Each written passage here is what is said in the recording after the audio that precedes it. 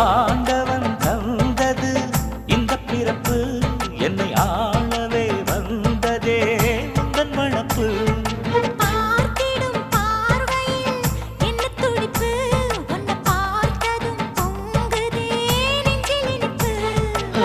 கண்ணிருக்கும் காரணமே கண்ணி உன்னை பார்த்திடவே, நெஞ்சிருக்கும் காரணமே நித்தம் உன்னை நினைக்கவே.